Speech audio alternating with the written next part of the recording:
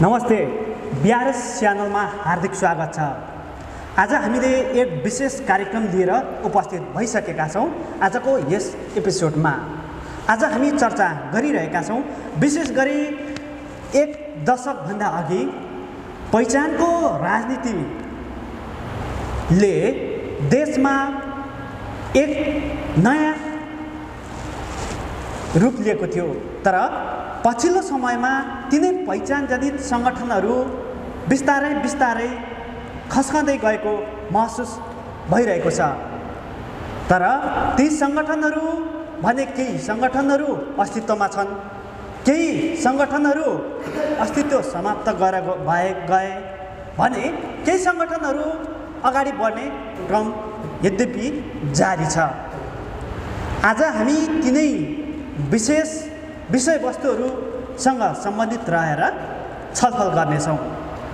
हामी आजको छलफलमा पहिचान जनित सङ्गठनहरू विशेष गरी लिम्बुवान क्षेत्रमा पछिल्लो समयमा किन कमजोर हुँदै गएको छ अथवा किन हिजोको जस्तो जुन एउटा रापताप सेलाएर गएको छ, यी विषयमा पनि सामान्य हामी समीक्षा गर्छौँ। भने अहिले पहिचान जनित सङ्गठनहरूले के गरिरहेका छन् त? राष्ट्रिय राजनीति, क्षेत्रीय राजनीति र स्थानीय स्तरमा आफूलाई कसरी प्रस्तुत गरिरहेका छन्, यो विषयमा पनि हामी छलफल गर्ने गर्छौँ। र आगामी दिनहरूमा यी दलहरू कसरी अगाडि बढ्नेछन्, उनीहरू राष्ट्रिय शक्ति कसरी बन्नेछन्, यी विषयमा पनि हामी आज चर्चा गर्ने गर्छौँ। आज हामी यसै विषयमा कुराकानी गर्न एक लामो समय अघिदेखि पहिचानको राजनीति गर्दै आउनुभएका एक हस्ती नेतासँग कुराकानी गरिरहेका छौँ।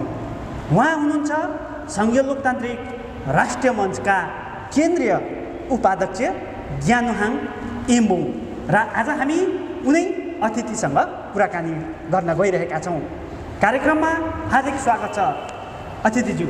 नमस्ते, धन्यवाद। मेरो व्यक्तिगत तर्फबाट अनि मेरो हाम्रो पार्टी सिङ्गो केन्द्रीय कार्य समितिको तर्फबाट धन्यवाद दिन चाहन्छु। पछिल्लो समयमा राष्ट्रिय राजनीति एक ढङ्गले ताकिएको छ भने कोरोना महामारीले देश विदेश सकस छ। देशका नेताहरू अथवा राज्य सञ्चालन गरिरहेका नेताहरू भ्रष्टाचारमा लिप्त छन्। यी सबैलाई तपाईँले कसरी मूल्याङ्कन गरिरहनु भएको छ अथवा कसरी हेरिरहनु भएको छ? यी गतिविधिहरूलाई तपाईँले राष्ट्रिय राजनीति र स्वास्थ्यमा परेको समस्या, यसलाई कसरी व्यवस्थित गरिरहेको छ राज्य सरकारले अथवा राज्यले यसलाई कसरी व्यवस्थापन गर्न चुकेको हो अथवा सफल भएको हो, तपाईँले कसरी लिनु भएको छ यसलाई? अब यो जुन यो कोरोनाको बारेमा चाहिँ कोभिड-19 को बारेमा चाहिँ के छ भने मेरो व्यक्तिगत धारणा जस्तै नेपाल सरकारले यो रोक्नु छेक्नु चाहँदैन, किनभने यो देश त विश्वले भिखारीको देश भन्छ, गरिब देश भन्छ, भिखमङ्गा देश भन्छ। त्यसले गर्दा जस्तै हिजो 72 मा भुइँचालो गयो, विश्वको गरिब देशलाई विश्वकोले अनुदान दिए, त्यही समेत खायो, पैसा खायो, टिन खायो, तिर्पाल समेत खायो, चामल खायो, त्यो त सांसदहरूले खायो, नेताले खाए। अब यो पनि महामारी हो, यो तेस्रो विश्वयुद्धभन्दा कम होइन अहिलेको पनि। तर अब नेपाल सरकारले गम्भीरता लिएको छैन यसबारेमा, किनभने यता सङ्ख्या बढाउने, कोरोनामा मृत्यु यति भयो भनेर देखाएपछि विश्वले अनुदान दिन्छ त्यो खानुको लागि। त्यसले गर्दा यसमा गम्भीरता छैन। अर्को कुरो सरकार गम्भीरै छैन यसबारेमा, किनभने जनतालाई सकस मात्रै छ र अब लकडाउन लगाएपछि सकस त भइगयो। अनि कमसेकम विदेशमा यो चेक गर्नुको लागि फ्री छ, नेपालमा चाहिँ 15,000 लाग्छ। गरिब जनताले 15,000 कहाँबाट पाउनु? त्यसले गर्दा फेरि उसले चाहँदैन, किनभने यो फैलियोस् अलिक भन्ने कुरा छ। अनि मैले भन्नु खोजेको के भने जस्तै यो देशमा जसले शासन गरिरहेछ उनीहरूको वास्तविक राष्ट्रता राष्ट्रवाद भन्ने छ नै छैन, त्यो खोक्रो राष्ट्रवाद मात्रै छ। पूर्ण रूपले यो सरकार असफल भइसकेको छ, किनभने भ्रष्टाचारको चरम शिखर नागिसक्यो, अनि महँगीले पनि अब गगनचुम्बी नागिसक्यो। अर्को कुरा के छ भने जस्तै जातीय विभेद, अब 21औं शताब्दीमा आएर पनि जातिको कारणबाट जाति विभेद भएको छ। त्यो सरकारले पूर्ण रूपले निष्पक्ष रूपमा त्यहाँ न्याय दिएको छैन, त्यसमा हाम्रो आपत्ति छ। त्यसैले पनि यो सरकार विफल भइसकेको छ। अनि भ्रष्टाचारको उरुङ, यो अहिलेसम्म नेपालमा 38औं प्रधानमन्त्रीहरू मध्येमा अहिलेको केपी सरकार जतिको प्रधानमन्त्रीको विरोध, अनि भ्रष्टाचार, अनि यो बलात्कार, अनि यो जुन यही बेला चाहिँ महामारी पनि हुने, हिजो भूकम्प आयो, अनि अहिले फेरि यो कोभिड-19 कोरोनाको महामारी, अनि भ्रष्टाचारको चरम शिखर नआएको, अनि महँगीले पनि चरम शिखर नआएको अवस्था भएकोले र आज देशमा पहिचानवादीहरूको देशव्यापी यो राज्य सरकारको विरुद्धमा आगो बलिरहेछ। पहिचानवादीहरू पनि आफ्नो ठाउँमा गरिरहेछ, अन्य पार्टीहरूले पनि गरिरहेछ, र विशेष गरेर प्रतिपक्षको भूमिका नेपाली काङ्ग्रेसबाट निभाइएको छैन। त्यसले गर्दा आज प्रतिपक्षको भूमिका पहिचानवादी दलहरूले निभाइरहेको छ। जस्तै अहिले काठमाडौँमा केन्द्रित आन्दोलनहरू, जस्तै हाम्रो लिम्बुवान राज्य समितिको भ्याली समितिले पहिलो दिन गर्यो, दोस्रो दिनमा शिल्पी मञ्चले गर्यो, त्यस पछाडि नेवारले गर्यो, त्यो अन्तिममा फेरि खसानकोबाट गर्यो। त्यसमा सम्पूर्ण नेतृत्व हाम्रो अध्यक्षबाटै थियो। त्यसले गर्दा पहिचानवादीहरूको आन्दोलन निरन्तर छ र जारी छ, र जबसम्म 10+1 नेपालमा प्राप्ति हुँदैन तबसम्म हाम्रो कसैको पनि केही प्राप्ति हुँदैन। 10+1 भयो भने यो देशमा पहिचानवादी 125 जाति सबै जातिहरूको हक हित हुनेछ, सबैले न्याय पाउनेछ, र वास्तविक लोकतन्त्रको अनुभूति अलि पाउनेछ। यो देशमा साँच्चै सङ्घीय लोकतान्त्रिक गणतन्त्रको धर्मनिरपेक्ष नेपालको अनुभूति पाउनेछ। होइन भने यो अहिलेको शासनको, अहिलेको सरकारको पाराले यहाँ केही पनि अनुभूति पाउँदैन। हिजो जुन भोट दिनेहरूले आज आफ्नै हात थुक्दैछन्, आफैलाई धिक्कार्दैछन्। त्यसैले आज जनताले वैकल्पिक शक्तिको खोजीमा छ, र यो शक्तिमा आज पिकअप गर्ने यही पहिचानवादीहरू हामी एकजुट भयौँ भने निश्चित रूपले यो लिनु सकिन्छ, र एकजुट भइएन भने फेरि हुन सक्दैन। फेरि उनीहरूले अब काले मिलेर खाउँ भाले दाजुभाइ नै हुन्, एमाले र काङ्ग्रेस। अब एमाले अगायो, अब काङ्ग्रेस अगाएपछि फेरि एमाले। अब जनताले बुझिसकेको छ, अब जनताले विकल्प यो कम्युनिस्ट र काङ्ग्रेसको विकल्पमा खोज्दैछ। यसको विकल्पको शक्ति तयारी तपाईँ हामी अथवा पहिचानवादीहरूले तयार गर्न सकियो भने हाम्रो जित निश्चित छ। अब आउनेमा सरकार यो पहिचानवादीहरूले गर्नेछ। अब यसमा हामीले नेतृत्वहरूले, पहिचानवादी लिडरहरूले सबैले त्याग गर्नु सक्नु पर्यो, कहिले कुर्सी छोड्नु पर्यो। अब हामी विशेष गरी अघिल्लो अथवा पहिलो संविधान सभापछि अथवा आजभन्दा 2 दशक अघि पहिचानजनित सङ्गठनहरू निकै शक्ति अथवा दमदारका साथ प्रस्तुत हुने गरेका थिए, तर बिस्तारै यी सङ्गठनहरू अहिले शक्ति क्षय हुँदै गएको देखिन्छ। अब पछिल्लो समयमा केही सङ्गठनहरू भने अस्तित्व नै सङ्कट भएर अथवा धरापमा परेर उनीहरू अस्तित्वमै छैन भनौँ। अब यो लामो एउटा 1.5 दशकको अनुभवलाई अथवा यो राजनीतिक सङ्गठन एउटा स्पिरिटलाई हेर्ने भने यो उद्योगतिको राजनीतिलाई तपाईँले कसरी व्याख्या गरिरहनु भएको छ?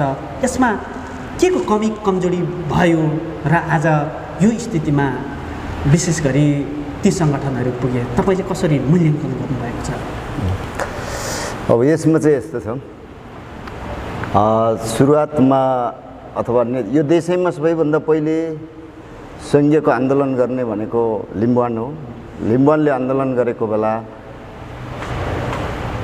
गरेको 3 महिनापछि मधेसले गर्यो, त्यसपछि थारटले गर्यो र लिम्बुवान थारट मधेसको आन्दोलनले यो देशको तत्कालीन गिरिजाप्रसाद सरकारलाई घुँडा टेकाएर जहाँ कि वार्तामा बोलाएपछि 5 बुँदे सहमति भयो। त्यो 5 बुँदे सहमति नै ठुलो हाम्रो जित हो। त्यो आन्दोलनको बलले हामीले जितेका छौँ र त्यो प्राप्ति गरेका छौँ। त्यो जस्तै यो देश अब सङ्घीय हुनुपर्छ, समावेशी हुनुपर्छ, समानुपातिक हुनुपर्छ, धर्मनिरपेक्ष नेपाल हुनुपर्छ।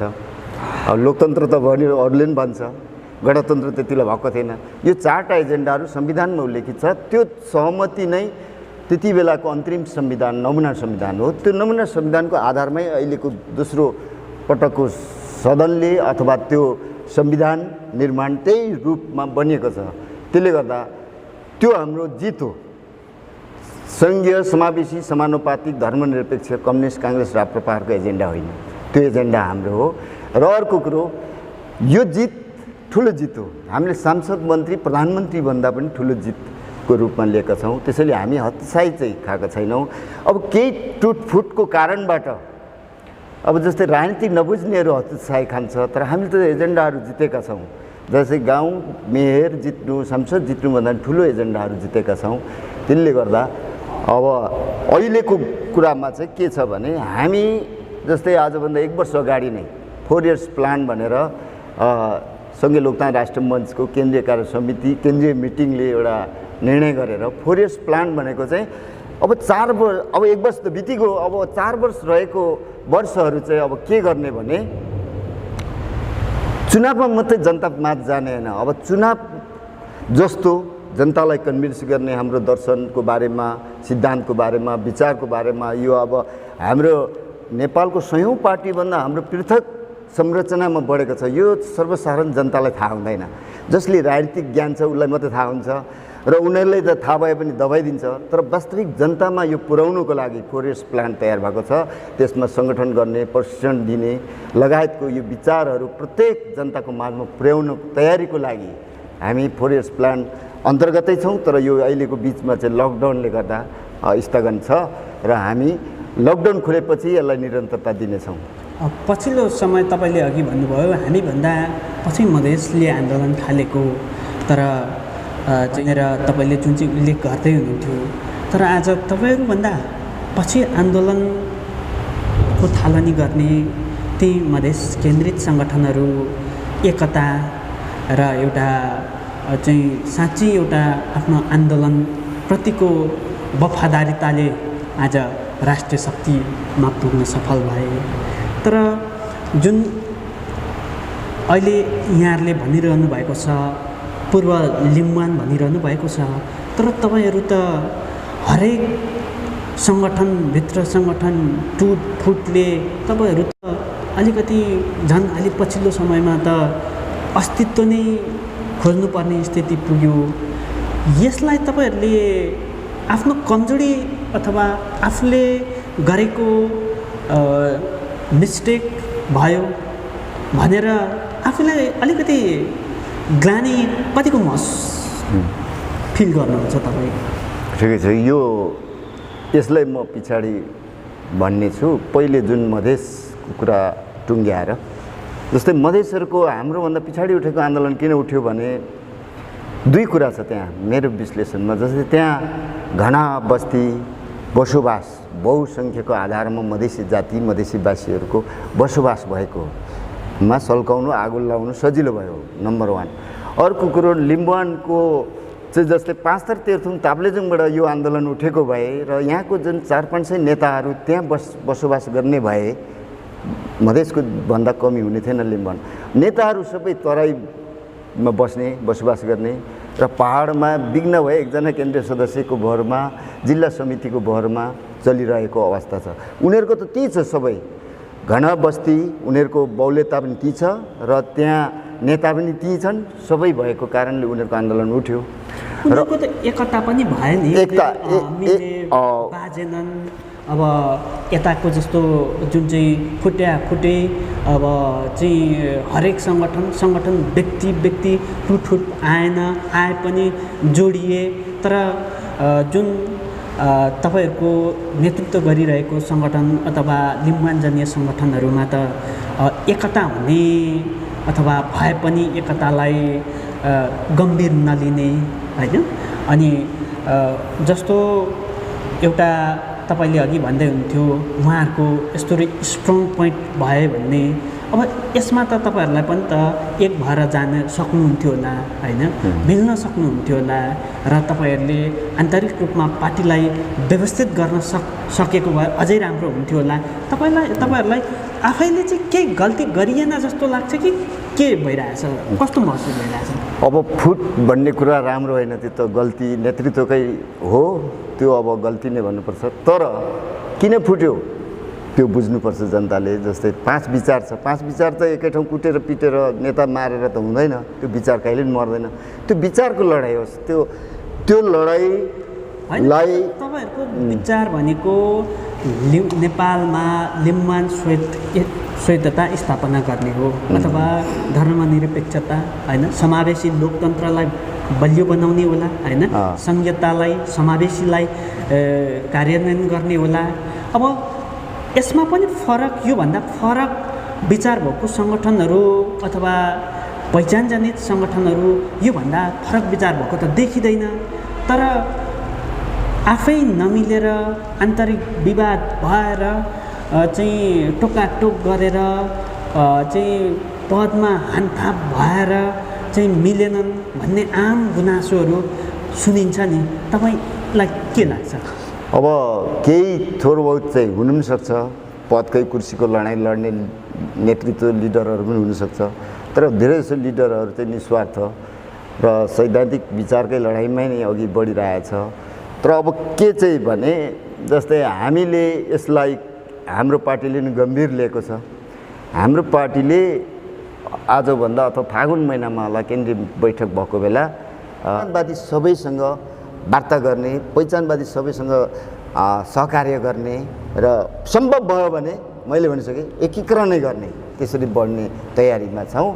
सम्पूर्ण पहिचानवादीहरू एकजुट हुनुपर्छ अनि मात्रै हाम्रो जित निश्चित छ र हामीले चाहेको कुराहरू प्राप्ति गर्न सकिन्छ, पहिचान अस्तित्वको कुराहरू प्राप्ति हुनसक्छ, अनि मात्रै यो देशमा सँगै लोकतान्त्रिक गणतन्त्रको अनुभूति हुनसक्छ। लकडाउनले हामीलाई घाटा पुर्याएको छ सङ्गठनलाई। हामी यति बेला सबै 9 जिल्ला मात्रै होइन देशव्यापी सबै नेताहरू खटेर जनता माझमा र सङ्गठन प्रशिक्षण हरेक कुराहरू लिएर हामी जनतामा जाने तयारी र गइरहेका थियौँ। लकडाउनले गर्दा ब्लक भइरहेछ। तपाईँले समय दिनुभयो, तपाईँलाई धेरै धेरै धन्यवाद छ।